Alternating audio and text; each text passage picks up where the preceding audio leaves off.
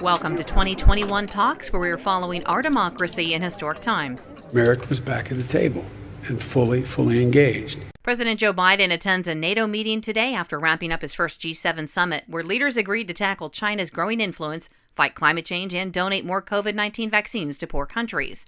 Wednesday, Biden meets with Russian President Vladimir Putin in what could be a contentious encounter over hacking and election meddling. It's about making myself very clear what the conditions are to get a better relationship are with Russia.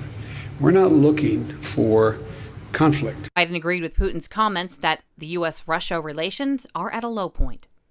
Bowing down to oppression, bowing down to poverty, bowing down to politicians, that's not an option for us anymore. We will be forward together. We will mobilize. We will change this nation. Reverend William Barber with the Poor People's Campaign will lead a march today to the West Virginia office of Senator Joe Manchin to protest the Democrats' opposition to the For the People Act. Manchin says he won't support the sweeping election reform bill due to staunch Republican opposition. Georgia Senator Raphael Warnock's among Democrats who want to pass the bill by ending the filibuster. We have to stand up in this defining moment in America. We can't dance around Senate procedure.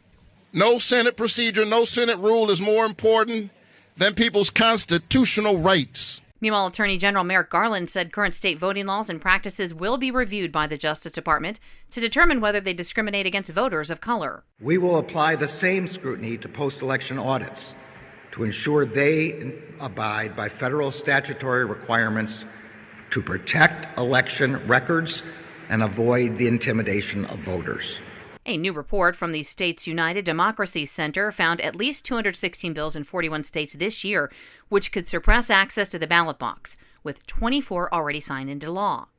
Co-founder of the center, former Republican New Jersey Governor Christine Todd Whitman, worries legislatures are trying to usurp the duties of election officials. The will of the American people cannot and should not be ignored, and the importance of local elected officials shouldn't be undermined.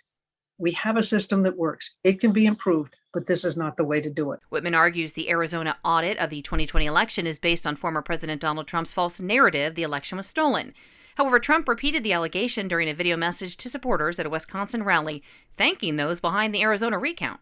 These are incredible American patriots, and let's see what they do. That's their audit. It's not my audit. I have nothing to do with that. It's their audit. A final report is expected in the next month. Nevada wants Iowa's spot as the first state to hold a primary during a presidential election year.